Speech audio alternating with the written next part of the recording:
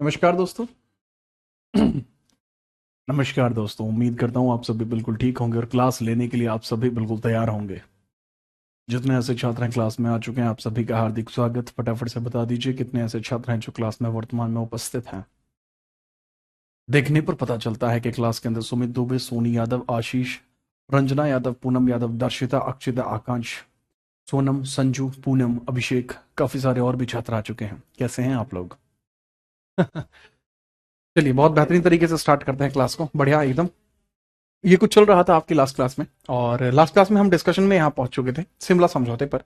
शिमला समझौता आपका डन हो चुका है, लेकिन इसके बाद ही विश्व युद्ध समाप्त हो जाता है, क्योंकि इसके बाद जापान के ऊपर न्यूक्लियर अटैक कर दिया जाता है अमेरिका के द्वारा। All eyes on Kashmiri Hindu, बिल्कुल all eyes on Kashmiri Hindu. इसके संदर्भ में जल्दी ही हम भी बात करेंगे, हम भी चर्चा करेंगे। हालांकि जो कुछ भी हुआ वह बेहद निंदनीय है और मानवता को शर्मसार कर देने वाली घटना आपको देखने को मिली। वर्तमान में इसके पीछे कौन था, यह बात तो पूर्णतः क्लियर नहीं हो पाई, परंतु भारतीय सरकार के द्वारा इसके बारे में पूर्ण जांच की जा रही है। चलिए स्टार्ट करते हैं। क्या कुछ होता है शिमला समझौते के पश्चात? शिमला समझौता आपको देखने को मिलता है 25 जून 1945 में। इसके बाद देखिए क्या होता है।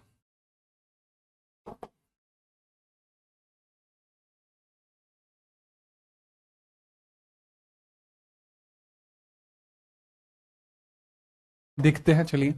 यहां पे आपको देखने को मिलता है 6 अगस्त 1945। 6 अगस्त 1945 ये वो तारीख है जिस दिन आपके बात स्पष्ट तौर पर समझ में आएगी कि जापान के ऊपर लिटिल बॉय नाम का बॉम्ब डाल दिया गया। ठीक है, जापान के ऊपर बॉम्ब डाल दिया जाता है। सनी, लिखिए इसे। जापान में हिरोशिमा पर हिरोशिमा पर जापान में हिरोशिमा पर बॉम्ब डाल दिया गया। क्या डाल दिया गया? वो बॉम्ब, बॉम्ब BOMB है। जापान पर, जापान में हिरोशिमा पर बॉम्ब डाल दिया गया। बॉम्ब डाल दिया गया। और बॉम्ब भी कौन सा? एटम बॉम्ब डाल दिया गया, अणु बम डाल दिया गया, एटम बॉम्ब डाल दिया गया, का प्रयोग किया गया, का प्रयोग किया गया। इस एटम बॉम्ब का नाम जो था वो लिटिल बॉय था। Little boy, little boy. Japan नहीं रुका, और इस प्रकार से ना रुकना जापान को बहुत महंगा पड़ा, क्योंकि ऐसा होने के पश्चात 9 अगस्त में फिर से एक और बॉम्ब डाल दिया गया, जिसको कहा गया फैटमैन। 9 अगस्त 1945 जापान पर दूसरा एटम बॉम्ब डाला गया। जापान नागासाकी में, जापान पर नागासाकी में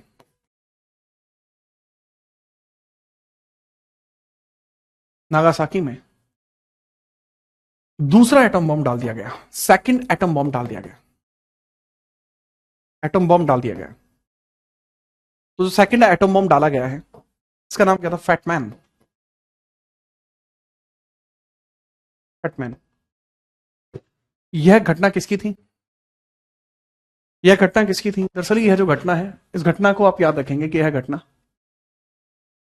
अमेरिका के द्वारा कराई गई थी। इसके लिए रेस्पॉन्सिबल कौन है? अमेरिका।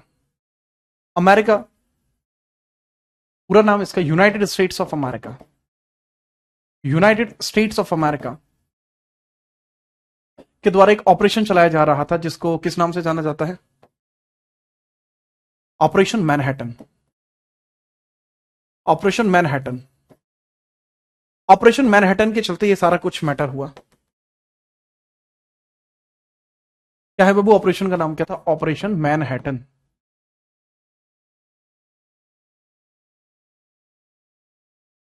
तो ऑपरेशन मैनहट्टन में ये सारा कुछ हुआ।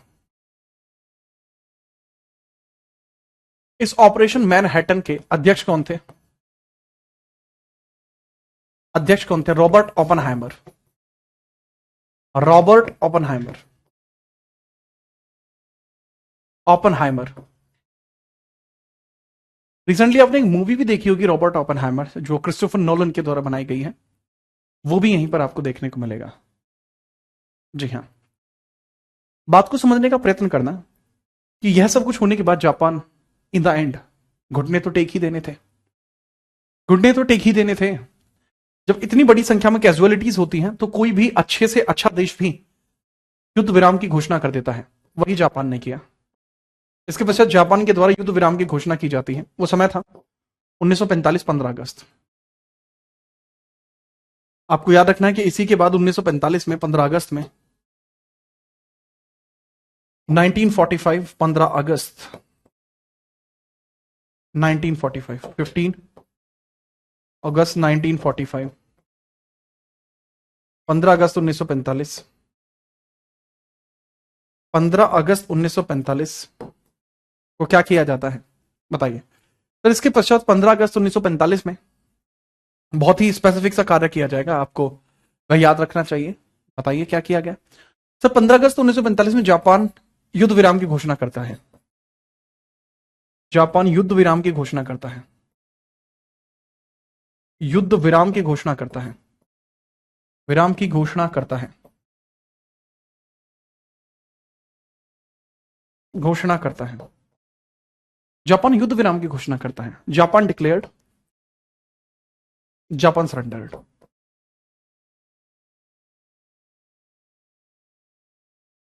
जापान ने सरेंडर कर दिया। जब जापान ने यहां पे सरेंडर किया तो पूछा जाता है कि वर्ल्ड वॉर सेकंड फिर खत्म कब हुआ। बाबू वर्ल्ड वॉर सेकंड खत्म होता है आपका, तो समझना, तो वर्ल्ड वॉर सेकंड जो समाप्त होता है आपका, वर्ल्ड वॉर सेकंड सितंबर 1945 में समाप्त होता है। सितंबर 1945 में समाप्त हुआ। समाप्त हुआ।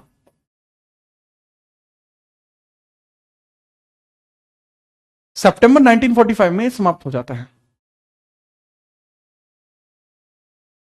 लेकिन इसका कंक्लूजन कब निकला, लेकिन निष्कर्ष कब निकला, लेकिन कंक्लूजन कब निकला, इसका कंक्लूजन यानी निष्कर्ष आपको देखने को क्या मिलता है। इसका कंक्लूजन या निष्कर्ष आप देखेंगे, यह आपको कब देखने को मिलेगा, क्या देखने को मिलेगा सर। 24 अक्टूबर 1945 में यूनाइटेड नेशंस की स्थापना की जाती है। यूएन की स्थापना की जाती है। यूनाइटेड नेशन की स्थापना की गई, संयुक्त राष्ट्र की स्थापना की गई, यूनाइटेड नेशंस की स्थापना की गई, संयुक्त राष्ट्र की स्थापना की गई, संयुक्त राष्ट्र की स्थापना की गई। इसकी बाबू संयुक्त राष्ट्र की स्थापना की जाती है। तो जिस संयुक्त राष्ट्र की स्थापना यहां पर की गई है उसको आप थोड़ा सा समझेंगे कि यह संयुक्त राष्ट्र यहां पर बना है। ये संयुक्त राष्ट्र आपका बाबू यहां बना है। थोड़ा इसके बारे में याद रखना। यूनाइटेड नेशन का यहां पर बनना ये बहुत बहुत जरूरी होगा बाबू, ये बहुत बहुत जरूरी होगा। यूनाइटेड नेशन बन चुका है। इसका काम क्या है, इंटरनेशनल लेवल पर शांति को स्थापित करना। इसका ऑब्जेक्टिव क्या है, इंटरनेशनल पीस एंड सिक्योरिटी। इसका ऑब्जेक्टिव है अंतरराष्ट्रीय स्तर पर शांति व सुरक्षा, international peace and security, peace and security, international peace and security इसका काम है। अंतरराष्ट्रीय स्तर पर शांति व सुरक्षा, अंतरराष्ट्रीय स्तर पर शांति व सुरक्षा, अंतरराष्ट्रीय स्तर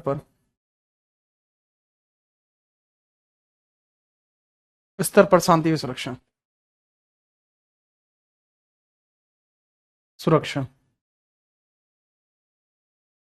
अंतरराष्ट्रीय शांति व सुरक्षा आपको देखने को मिल जाएगी। ठीक है, चलिए अब इसके जो मेंबर्स हैं वो यूएसए भी है और यूके भी है, और यूके का कब्जा इंडिया पे है, और इंडिया में शांति नहीं है। तो यूनाइटेड नेशंस का प्रेशर है यूके पे कि वह इंडिया में शांति स्थापित करे। जिसने मेरी ये लाइन समझ ली, पूरा चैप्टर समझ में आ गया ये वाला। बहुत ध्यान से मैं लाइन दोबारा रिपीट कर रहा हूं, दोबारा समझना। बाबू यूनाइटेड नेशन को जब बनाया गया था तो इसके अंदर आपको मेंबर्स देखने को मिलते हैं क्या, 50 मेंबर्स इसमें देखने को मिले, 51 मेंबर्स आपको देखने को मिले, सदस्य शुरुआती तौर पर आपको देखने को मिले। यूएसए और यूके फाउंडिंग मेंबर्स में सबसे ज्यादा विशेष हैं। वैसे तो यूएसएसआर भी वही था, बट स्टिल यूएसए और यूके इसके अंदर मेन मेंबर्स हैं, यूएसए एंड यूके। ठीक है, इसका काम है शांति बनाना। इंडिया भी इसमें जुड़ गया। इंडिया कब जुड़ा, 30 अक्टूबर में। ठीक है, इंडिया कब जुड़ा बाबू इसमें, 30 अक्टूबर में इंडिया इसमें जुड़ जाता है। भारत कब जुड़ा, भारत 30 अक्टूबर 1945 में यूएन सदस्य बना। यूएन सदस्य बना। यूएन सदस्य बना।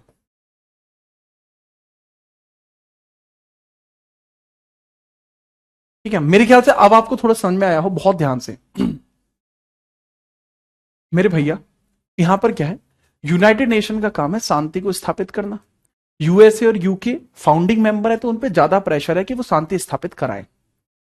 इंडिया यूके के अधीन है। इंडिया किसके अधीन है बाबू? यूनाइटेड किंगडम के अधीन है।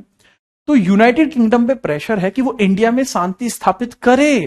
पर इंडिया शांत क्यों नहीं हो रहा है? क्योंकि इंडिया गुलाम है। गुलाम कभी शांत नहीं होते। आजादी की चमक ही किसी व्यक्ति को शांत कर सकती है। तो यहां पे सबसे बड़ी बात क्या है कि यूके के ऊपर प्रेशर है कि वो इंडिया को आजाद कर दे। तो यूनाइटेड नेशन का ये जो प्रेशर है, इसी की वजह से इंडिया थोड़ा जल्दी आजाद हो पाया था। अगर आपको जो बात मैंने बोली समझ में आई तो फटाफट बताओ, फिर हम आगे बढ़ते हैं। बहुत बढ़िया बात थी है, अगर आपको समझ में आई है तो बहुत जोर की बात थी, मतलब अलग ही लेवल की। फटाफट बताइए अगर समझ में आ गई बात तो।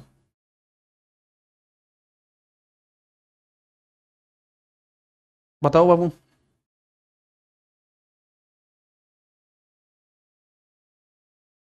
फिर मैं आगे बताता हूं। दर्शकों समझ में आ गई है? यस, बढ़िया।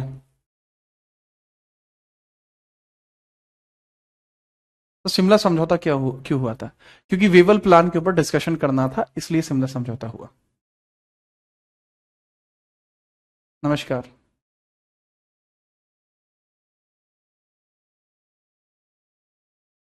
टेंशन मतलब प्रखर, सब कुछ ठीक होगा। दूसरा, इसमें अगला पॉइंट एक और इसके नीचे लिखना, ठीक है? नेक्स्ट, 1945 में ब्रिटेन राजनीति में परिवर्तन। 1945 में ब्रिटेन की राजनीति में परिवर्तन। ब्रिटेन राजनीति में परिवर्तन। नीति में परिवर्तन। Change in Britain politics in 1945। Change in Britain politics in 1945। Change in Britain politics. Britain politics in 1945। 1945 में ब्रिटेन पॉलिटिक्स में क्या परिवर्तन हुआ? इलेक्शन हुआ। क्या हुआ बाबू? इलेक्शन हुआ। और इलेक्शन होने के बाद लेबर पार्टी चुनाव जीत जाती है। लेबर पार्टी चुनाव जीत जाती है। 1945 में था बाबू चुनाव। 1945 election won by labour party. 1945 election won by labour party. Labour party. Labour party के द्वारा 1945 का चुनाव जीत लिया गया। लेबर पार्टी ने 1945 के चुनाव को जीत लिया। लेबर पार्टी 1945 का चुनाव जीत लेती है। 45 चुनाव जीत लेती है। इसका हेड कौन था? क्लीमेंट एटली। चुनाव जीतती हैं। चुनाव जीतती हैं। चुनाव जीत लेती हैं। तो यहां जो लेबर पार्टी है, इसका हेड कौन है? Who is the head of labour party? Sir, labour party का हेड आपको देखने को मिलता है क्लीमेंट एटली। जो क्लीमेंट एटली आपको देखने को मिलता है, क्लीमेंट एटली, ये लेबर पार्टी का हेड है बाबू। क्लीमेंट एटली कौन है? लेबर पार्टी का हेड है। क्लीमेंट एटली लेबर पार्टी का हेड है। क्लीमेंट एटली किसका हेड है? लेबर पार्टी का हेड है। तो इंडिया किस देश का गुलाम था? दरअसल इंडिया ब्रिटिशर्स का गुलाम था। गुलाम शब्द का यूज हालांकि मुझे नहीं लगता कि हमें करना चाहिए। इंडिया के लिए कानून वो बना रहे थे बस।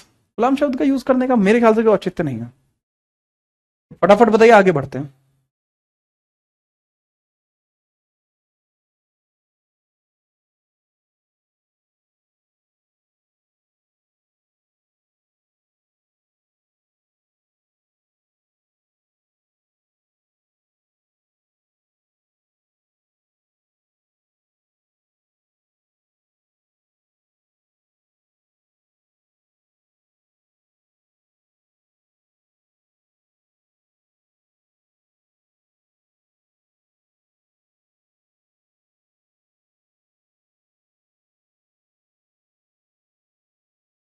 नोट हुआ? शाबाश, आगे बढ़ते हैं। Noted and clear, perfect. तो इन सभी प्रेशर्स के चलते, अच्छा, ब्रिटेन की इस पार्टी का जो हेड था क्लीमेंट एटली, जो कि पीएम बना है। क्लीमेंट एटली जो कि पीएम बना है, जो क्लीमेंट एटली है जो कि यहां पीएम बना है, इसका क्या मानना है? क्लीमेंट एटली का क्या मानना है? क्लीमेंट एटली पता है क्या कहता है? क्लीमेंट एटली कहता है कि भारत हमारे लिए एक पंचर कार की तरह है। इसको खींचने में जितनी मेहनत लग रही है, अगर हम इसको यहां भी छोड़ दें तो शायद वह उचित रहेगा। भारत हमारे लिए एक पंचर कार है, हम इसे क्यों खींचना है? पैसा लगाना पड़ रहा है इस पंचर कार को खींचने के लिए। तो वो भारत की आजादी के पक्ष में है, वो चाह रहा है कि भारत को छुड़वा दिया जाए। ठीक है, याद रखना। तो यहां पर सभी से समर्थन लेकर, सबसे बात करके, मार्च 1946 में भारत के अंदर एक एक्ट भेजा जाता है, और वो जो एक्ट था, उस एक्ट का नाम है कैबिनेट एक्ट। तो यहां पे याद रखना, इन्हीं सब प्रभावों के कारण 1946 कैबिनेट एक्ट भारत में आया। तो इन्हीं सब के कारण 1946 कैबिनेट एक्ट भारत में आया। कैबिनेट एक्ट भारत में आया। कैबिनेट एक्ट भारत में आया। तो जो कैबिनेट एक्ट है, कैबिनेट एक्ट, वो भारत में आया। कैबिनेट एक्ट जो है वो भारत में आ गया। तो समझिए कैबिनेट एक्ट के बारे में। Now understand about the cabinet act. Cabinet act आता है वो भारत में, ठीक है। अब कैबिनेट एक्ट को किसने भेजा था? आप सभी को पता है। इस समय ब्रिटेन का पीएम कौन था? क्लीमेंट एटली। इस समय ब्रिटेन का पीएम कौन था? क्लीमेंट एटली। क्लाइमेंट एटली। एटली देखने को मिल जाएगा, ठीक है, याद रखना। वायसरॉय कौन था? वेवल नाम का वायसरॉय था, आप जानते हैं। वेवल नाम का वायसरॉय था। एक बच्चा पूछ रहा है WW2 का मतलब क्या है? भाई वाइल्ड लाइफ है। अरे यार, क्या वर्ल्ड वॉर नहीं है आपको? वर्ल्ड वॉर 2 का मतलब नहीं पता है? कैसे बालक हो आप? गलत है, ठीक है। देखो बाबू, अब देखो, ध्यान से पढ़ो। एक ना ध्यान नहीं देते, रेगुलर क्लास क्यों नहीं करते शंकु कुमार तुम? है, ध्यान दो यहां। सबसे पहले आप बात समझना, ये मार्च के महीने में आया, मार्च 1946 में आया, मार्च 1946। क्या कहा गया है इसमें? इसमें पहला पॉइंट कहा गया कि भारत के लिए एक अंतरिम सरकार का गठन किया जाएगा, interim government for India. Bharat के लिए अंतरिम सरकार का गठन, भारत के लिए अंतरिम सरकार का गठन किया जाएगा। अंतरिम सरकार का गठन किया जाएगा, गठन होगा। भारत के लिए अंतरिम सरकार का गठन होगा, interim government for India. Interim government for India, कि भारत के लिए एक अंतरिम सरकार का गठन होगा। ठीक है, चलिए अगला पॉइंट। भारत के लिए संविधान सभा का गठन होगा। भारत के लिए पूर्ण भारतीय संविधान सभा का गठन, पूर्ण भारतीय निर्वाचित संविधान सभा गठन, संविधान सभा गठन होगा।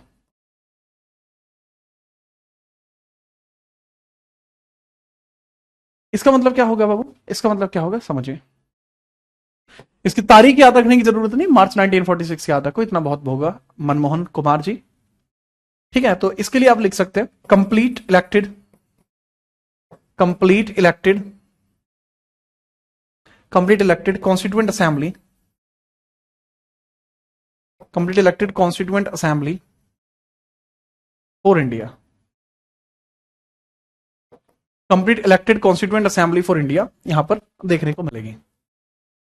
ये दो आपको पॉइंटर्स देखने को मिल जाएंगे। दोनों ही पॉइंटर्स काफी खास होंगे और काफी ल्यूसिड क्लियर होंगे। भारतीय इसके लिए एग्री हैं, बेहतरीन तरीके से एग्री हैं, ठीक है, बेहतरीन तरीके से एग्री हैं। और मेजरली जो एग्री हैं वो कौन है बाबू?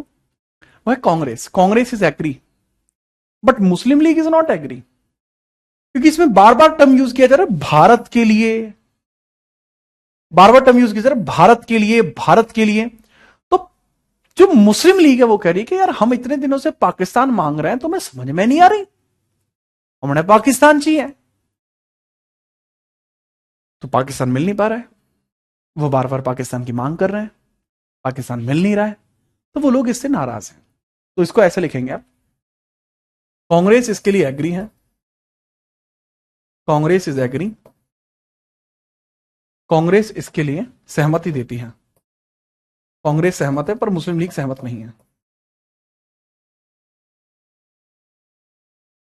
मुस्लिम लीग सहमत नहीं है, अभी तो वह इसके विरोध में भारत बंद का प्रस्ताव रख देती है। मुस्लिम लीग इसके विरोध में है, मुस्लिम लीग पाकिस्तान की मांग करती हुई विरोध करती है, कि मांग करती हुई विरोध करती है, मांग करती हुई विरोध करती है, विरोध करती है। तो इसमें आप लिखेंगे Muslim League demanded for Pakistan and started boycotting this act. और मुस्लिम लीग ने 16 अगस्त को 1946 में डायरेक्ट एक्शन डे का अनाउंस किया। क्या अनाउंस किया बाबू? डायरेक्ट एक्शन डे, प्रत्यक्ष कार्यवाही दिवस अनाउंस किया, प्रत्यक्ष कार्यवाही दिवस अनाउंस किया, प्रत्यक्ष कार्यवाही दिवस अनाउंस किया। तो जो प्रत्यक्ष कार्यवाही दिवस है वो क्या है? प्रत्यक्ष कार्यवाही दिवस क्या होता है? इसको बोलते हैं डायरेक्ट एक्शन डे। इसका मतलब क्या है? डायरेक्ट एक्शन डे का मतलब है डायरेक्ट एक्शन डे का क्या मतलब है बाबू? इसका मतलब यह होगा कि या तो पाकिस्तान बनाओगे आप, नहीं तो हम जबरदस्ती पाकिस्तान को आपसे छीन लेंगे। यह क्वेश्चन यहां पर आता है कि भाई डायरेक्ट एक्शन डे की यहां पर इनिशिएशन हो जाती है। कहा जाता है कि हम डायरेक्ट एक्शन डे कहां सेलिब्रेट करेंगे? भारत बंद है, वैसे ये भारत बंद सेलिब्रेट कर रहे हैं। कहां पर? कोलकाता में, कोलकाता में। तो जो हिंदू वर्ग है वो इसका मना कर देता है। ठीक है, चलिए। ये तरुण कौन है? तरुण, तुम सच में मुझे जानते हो? आप मेरे पिताजी का नाम ले रहे हो। चलो यहां पे आप देखना कि यहां पर जो कोलकाता, आप यहां देखते हैं कि कोलकाता के अंदर डायरेक्ट एक्शन डे रखने की बात कह दी जाती है, और कोलकाता के अंतर्गत ही जो हिंदू ग्रुप्स हैं वो मना कर देते हैं कि हम इस चीज को एग्री नहीं करते। इस वजह से मुस्लिम लीग यहां हिंसक हो जाती है, मुस्लिम लीग यहां पर हिंसक हो जाती है। और ऐसी परिस्थिति में क्या होता है? Great Kolkata killing. ऐसी परिस्थिति में क्या होता है? ग्रेट कोलकाता किलिंग, हिंदू लोगों की हत्याएं यहां होती है। Great Kolkata killing, great Kolkata killing आपको यहां देखने को मिल जाती है। अब ग्रेट कोलकाता किलिंग को अगर आप समझें, कोलकाता किलिंग, ग्रेट कलकत्ता हत्या कांड, इसको जेनोसाइड भी बोल सकते हैं। क्यों बोल सकते हैं जेनोसाइड? लगभग 6000 लोगों की हत्या यहां पर की गई है। ठीक है शैलेश बाबू, कितने लोगों की हत्या की गई है? 6000 लोगों की हत्या की गई है। 6000 पीपल्स किल्ड, लगभग 20,000 घायल हुए हैं। 20,000 लगभग इसमें वाउंडेड, घायल। और सिर्फ किस लिए? पाकिस्तान की मांग के लिए। और ये किसके कहने पर हुआ? मुस्लिम लीग के कहने पर हुआ। ठीक है, चलिए। ठीक है, चलिए। ठीक है, कोई बात नहीं तरुण, बताइए समझ में। तो यहीं पर यह वह पहला इंस्टांस था, यह वह पहला कारण था जिसकी वजह से जब विभाजन हुआ तो दंगे हुए। अगर ये ना हुआ होता तो विभाजन बड़े प्यार से हो जाता, परंतु यहां जो लोग मरे हैं वो बदला चाहते हैं, याद रखना। ठीक है, चलिए। ठीक है, चलो। राजन कुमार बाबू, राजन अभी आप पढ़ के देख लो, है ना, उसके बाद आप देखना कि क्या चीज आपके लिए बेहतर है। इसी दिन हुआ था? हाँ बाबू, 16 अगस्त को ही हुआ था ये। आगे बढ़ते, नोट हो गया तो। इस मामले को कौन शांत कराता है? गांधी जी इस मामले को शांत कराते हैं, और उसके बाद गांधी जी ही जिन्ना को मनाते हैं कि जिन्ना बाबू ऐसे मत कर। हम तुझे ही पीएम बनवा देंगे, पर तू टेंशन मत ले। ठीक है, तो यहां पर आपको देखने को मिलता है गांधी जी के द्वारा इस मामले को शांत कराया गया, उसके बाद जिन्ना के द्वारा कैबिनेट मिशन ज्वाइन किया जाता है। गांधी जी के द्वारा इस पूरे मामले को शांत कराया गया, गांधी जी द्वारा पूरे मामले को शांत कराया गया, तब जाके जिन्ना कैबिनेट मिशन में जुड़ता है। गांधी जी द्वारा मामला शांत कराया गया, शांत कराया गया, कराया गया, तब मुस्लिम लीग, तब मुस्लिम लीग, तब मुस्लिम लीग कैबिनेट मिशन में जुड़ी, कैबिनेट में जुड़ी, कैबिनेट में जुड़ी।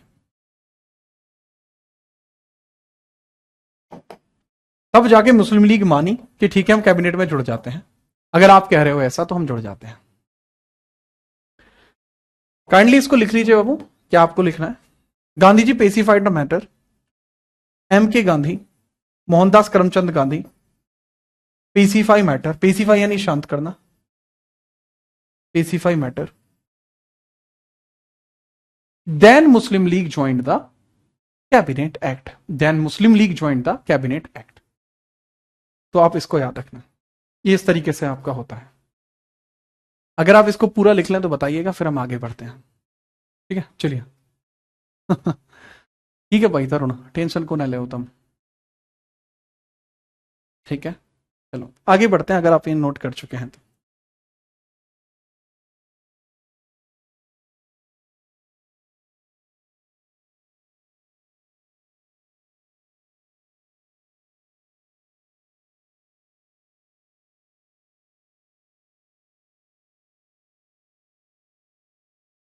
कश्मीर और कोलकाता में जो हुआ वह बेहद निंदनीय है, ऐसा नहीं होना चाहिए था। कहीं ना कहीं कोई चूक हुई है जिसकी वजह से यह हो पाया। उम्मीद है कि सरकार उस चीज को बहुत ध्यान से देखेगी और आगे इस प्रकार की चूक होने से बचेगी, ताकि पुनः कोई और व्यक्ति किसी का नाम पूछकर उसको गोली ना मारे। ठीक है, याद रखना। आगे बढ़िए, आगे बढ़िए। अब यहां पे समझिएगा, कैबिनेट एक्ट के द्वारा हुए प्रमुख कार्य, कैबिनेट एक्ट के अधीन हुए प्रमुख कार्य, कैबिनेट एक्ट के अधीन हुए प्रमुख कार्य, अधीन हुए प्रमुख कार्य, मुख्य कार्य, important works under cabinet act, important works under cabinet act, important works under cabinet act, under cabinet act. पहला बाबू यहां पर एक अंतरिम सरकार बनाई गई, पहला क्या किया गया? अंतरिम सरकार बनाई गई, सरकार बनाई गई।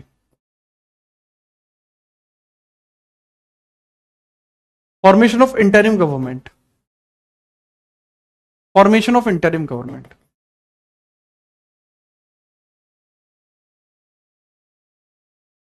अब एक बहुत बड़ा सवाल आप लोगों के सामने आता है कि आखिरकार ये इंटरिम गवर्नमेंट क्या है।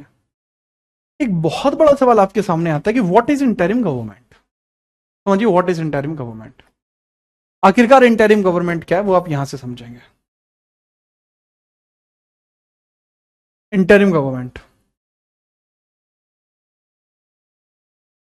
अंतरिम सरकार, एक ऐसी सरकार जो किसी विशेष कारण से बनाई जाती है, जिसका एक विशेष उद्देश्य होता है, उसको इंटरिम गवर्नमेंट कहा जाता है।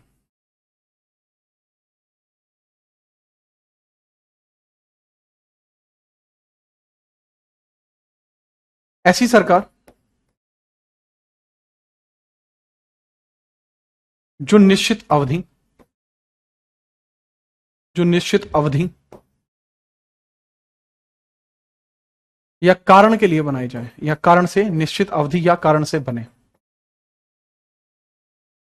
एक ऐसी सरकार है जो एक निश्चित अवधि या निश्चित कारण से बनेगी। इसको क्या बोल सकते हैं? Government for specific tenure, government for specific tenure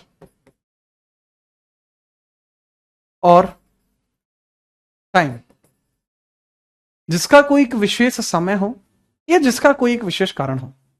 Bharat में इस प्रकार की 2 सरकारें बनी हैं जो इंटरिम गवर्नमेंट के तौर पर बनी है। एक सरकार भारत में 1946 में बनी है और एक 1947 में बनी है। दोनों में फर्क, 1946 की गवर्नमेंट आजादी तक के लिए बनी थी, आजादी उसका मेन कारण था, तो यह आजादी तक बनी थी, तक के लिए, आजादी तक। उसके बाद ये खुद खत्म हो जाएगी। 1947 में क्या होता है? यह बनती है संविधान लागू होने तक, संविधान लागू तक, लागू, संविधान लागू होने तक के लिए है, तक। आइए, आजादी तक, ये संविधान लागू तक बनी है। दोनों में अंतर क्या है?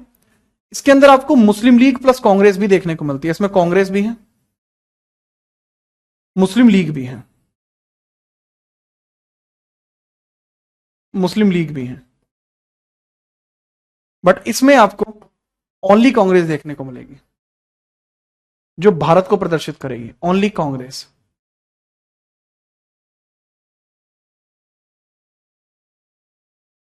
याद रखिए, फिर हम आगे बढ़ते हैं, नोट करिए।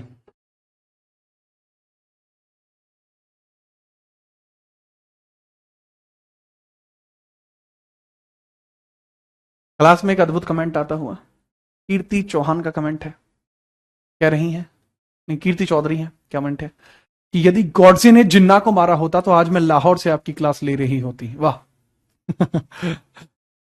ठीक है, तो बाबू यहां जो इंटरिम गवर्नमेंट बनी है, इसका ऑब्जेक्टिव क्या था?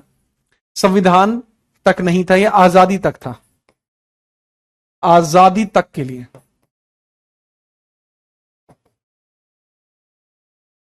तो इसमें मुस्लिम लीग के कितने लोग जुड़े थे?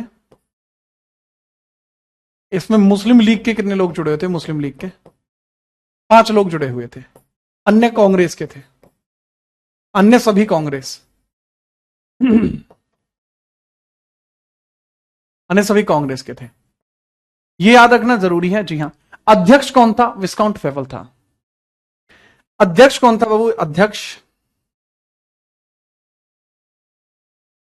विस्काउंट वेवल था पहले। फरवरी 1947 तक कौन था? वेवल था, वेवल। उसके बाद माउंटबेटन है, फिर वहां से फेब 1947 से अगस्त 1947 तक कौन था? सर वो माउंटबेटन था। माउंटबेटन आपको देखने को मिल जाएगा।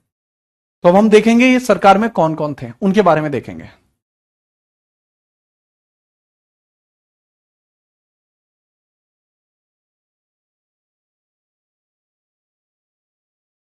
फटाफट बताइए, नोट होते ही बताइए। हम बात करते हैं इस इंटरिम गवर्नमेंट में कौन कौन था। काफी अच्छा सवाल बनते हैं यहां से। अरे कांग्रेस के 5 थे, 4 नहीं थे। ठीक है, चलिए आगे बढ़ते हैं। मैं ये फाइल आपके लिए डाल देता हूं, इसमें इंसर्ट कर देता हूं, सो दैट कि आपको समझ में आए मैटर क्या है।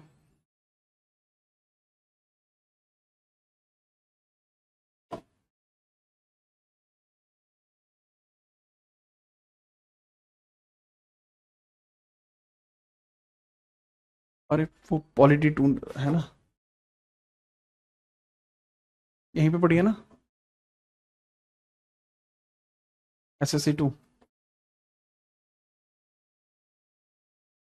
हम्म, SSC नाम से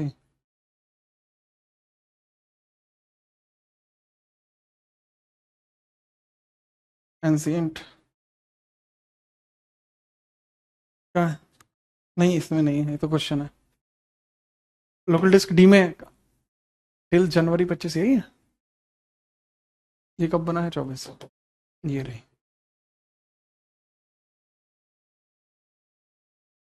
तो आपने देखा, इस तरीके से आप इस बोर्ड को चला सकते हैं। ठीक है, फाइल लगाना इसलिए थोड़ा आसान पड़ जाता है भाई, उसमें थोड़ा आप लोगों के लिए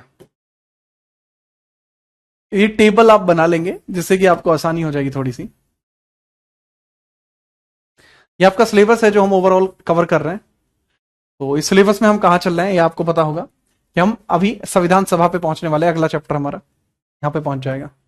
आप यहाँ आइए, टेबल पे आइए, इस टेबल को ड्रॉ करना है आपको।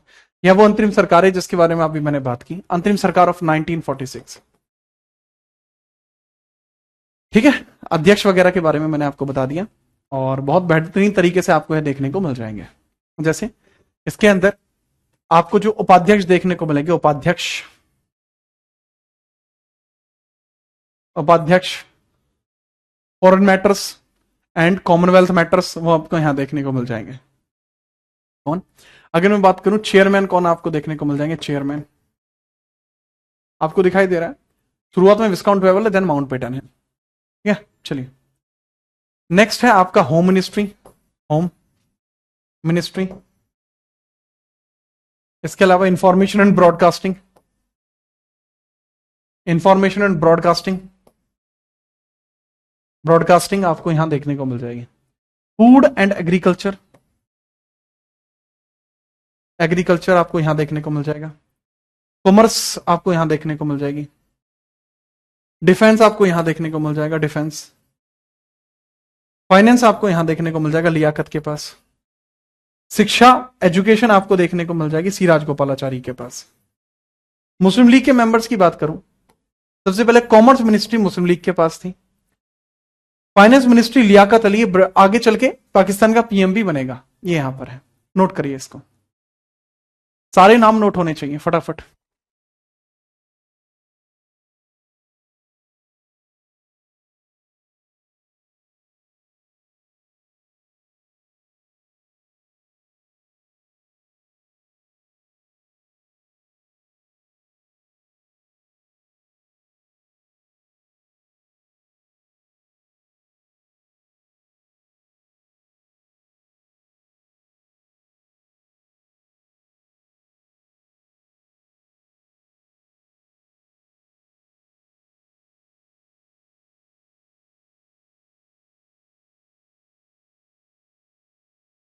ठीक है, चलिए फटाफट बताइए। नेटवर्क इशू है, बफर हो रहा है? कुछ बफर नहीं हो रहा है, सब कुछ ठीक है। नोट करना है क्या? अरे फिर लिखता क्यों मैं इसे, अगर नोट ना करना होता तो। कैसे कैसे लोग हैं यार यहाँ पे। ठीक है, ठीक है। लकी भास्कर, ठीक है सर, स्क्रीनशॉट ले लो भैया, स्क्रीनशॉट ले लो। आगे बढ़ते हैं नेक्स्ट। बाकी के बचे लोग, ये हेल्थ में कौन है? गजनफर अली खान, मुस्लिम लीग। लेबर में कौन है? कांग्रेस के जगजीवन राम। लॉ मिनिस्ट्री जोगेंद्र नाथ मोंडल, मुस्लिम लीग, ओनली हिंदू इन मुस्लिम लीग मिनिस्ट्री। रेलवे में अबुल रब निश्तार, मुस्लिम लीग। एंड वर्क माइंस के अंदर कांग्रेस, वर्क एंड माइंस के अंदर कांग्रेस। काफी स्ट्रॉन्ग मिनिस्ट्रीज जो थी वह मुस्लिम लीग के पास थी। ठीक है, चलिए नोट करो कृपया करके।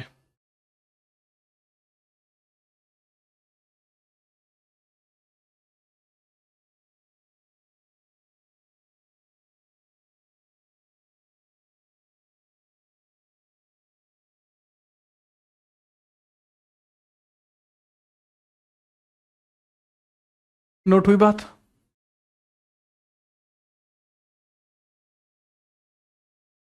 ठीक है,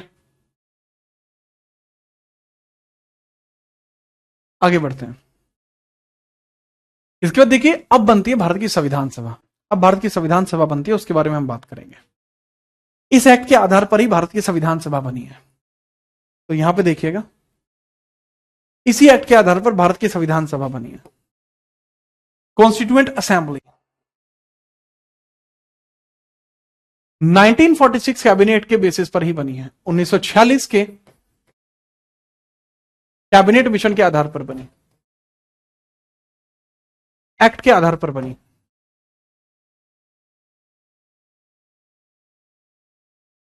कई बार एक सवाल पूछा जाता है कि जो 1946 का कैबिनेट एक्ट आया था, ठीक है, जो 1946 का कैबिनेट एक्ट आया था, इसके अंदर कौन कौन सदस्य थे? इस कैबिनेट एक्ट के अंतर्गत अगर मैं बात करूंगा, कैबिनेट एक्ट में कौन कौन सदस्य थे वो समझिए। मेंबर्स कौन कौन थे? सर मेंबर्स के बारे में अगर हम बात करें तो इसके जो अध्यक्ष आपको देखने को मिलते हैं, अध्यक्ष, इसी बेसिस पर कॉन्स्टिट्यूएंट असेंबली बनती है। चुनाव कराए जाते हैं, चुनाव कराए गए, प्रक्रिया क्या है? चुनाव कराए गए, इलेक्शन बेसिस स्टार्ट होते हैं, इलेक्शन बेसिस पर यह सब कुछ शुरू हुआ है, इलेक्शन बेसिस पर यह सब कुछ शुरू हुआ है बाबू। किस पे शुरू हुआ है? इलेक्शन बेसिस पर शुरू हुआ है। एंड कुल सदस्य कितने चुने गए इसमें? कुल सदस्य आप समझेंगे 389 चुने गए हैं, 389। अभी जो 389 सदस्य चुने गए हैं, इनके अलग अलग टुकड़े हैं। इसमें कुछ ऐसे हैं जो प्रत्यक्ष चुनाव से चुने गए, प्रत्यक्ष चुनाव से, प्रत्यक्ष चुनाव, इसका मतलब है कि उसमें इलेक्शन हुआ है। कुछ ऐसे हैं जिनके लिए चुनाव नहीं हुआ, जो अप्रत्यक्ष डायरेक्टली चुने गए, अप्रत्यक्ष तौर पर चुने गए, जिनके लिए कोई इलेक्शन नहीं हुआ, इनडायरेक्ट। जब कोई इनडायरेक्टली चुना जाता है तो ऑब्वियस ही बात है कि उसके लिए कोई चुनाव नहीं होगा। तो इनडायरेक्टली चुना गया तो यहां पे नो इलेक्शन, इसके लिए कोई चुनाव नहीं हुआ, नो इलेक्शन। तो सीधे तौर पर आप समझेंगे कि जो प्रत्यक्ष चुनाव के थ्रू चुने गए वो कितने थे? 292 ब्रिटिश प्रांत से थे, ब्रिटिश प्रांत से थे। ब्रिटिश प्रांत का मतलब ब्रिटिश प्रोविंस से थे, ठीक है। और बाकी के जो बचे हुए सदस्य थे 4, वो कहां से थे बाबू? 4 सर कमिश्नरी क्षेत्र से, कमिश्नरी क्षेत्र से थे, कमिश्नरी क्षेत्र, कमिश्नरेट, कमिश्नरेट। अप्रत्यक्ष से जो चुने गए वो देसी रियासतों से चुने गए, देसी रियासत,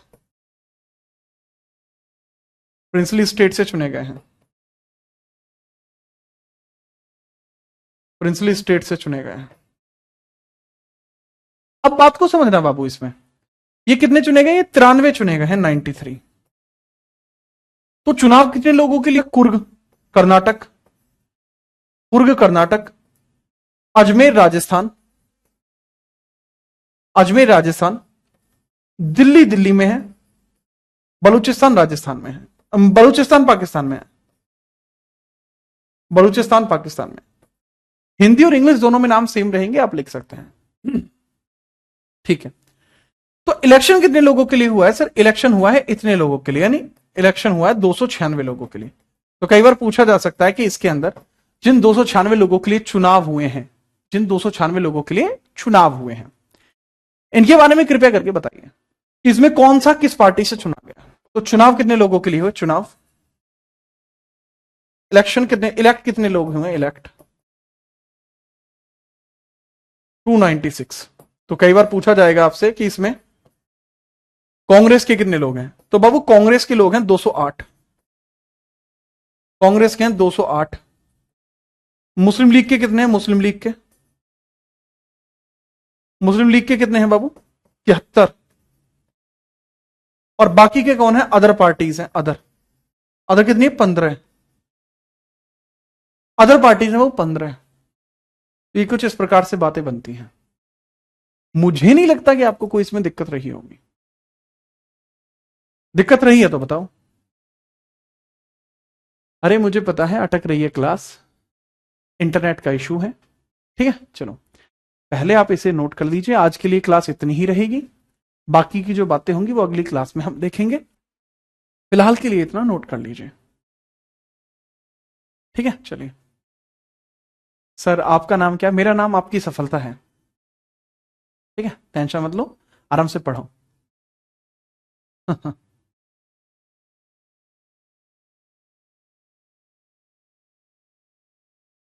ठीक है, फटाफट नोट करो, फटाफट नोट करिए।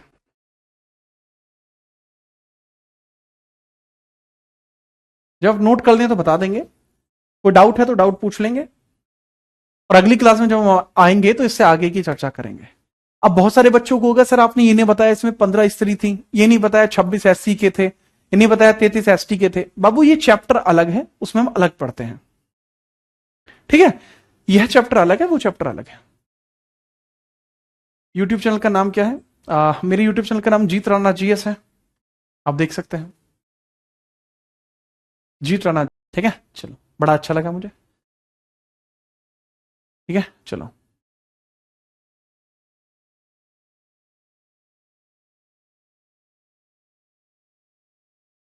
आगे बढ़ते हैं। बाकी आप अपना ध्यान रखिएगा, अच्छे से पढ़िएगा। सर आप कौन सी बुक से पढ़ाते हैं? बेटा मैं 3 बुक लिख चुका हूं सनी, मैं खुद 3 बुक लिख चुका हूं। अचरज होता है ये जानकर कि आप जब पूछते हैं किस बुक से पढ़ाते हैं। वेकअप टू रियलिटी, वास्तविकता के साथ जागिए। ठीक है, चलिए चलिए, कल मिलते हैं, तब तक के लिए अपना ध्यान रखिए।